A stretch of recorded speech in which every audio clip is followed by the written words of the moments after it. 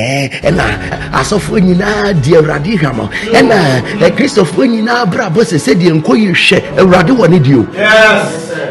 In the days of Noah, everybody was a sinner. God has Noah. In the days of Moses, everybody was messing up. God has a certain man with a meek heart. In the days of Job, God could point to one and say that this one fears me. God has got his people.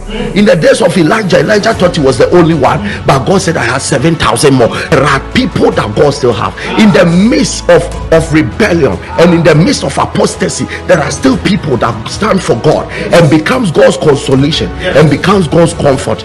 Do you know when all the disciples of Jesus fled in the day of his crucifixion, there was one that stood with him. His name was John. He stood under the cross.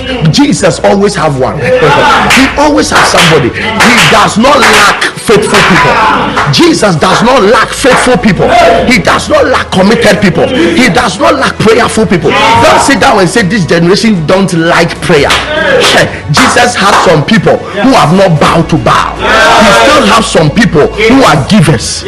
He still has some people who are soul winners. He still has some people who are faithful in the call. You are praying that God recruits me into your faithful army. Recruit me into your end time army. Lift up your voice.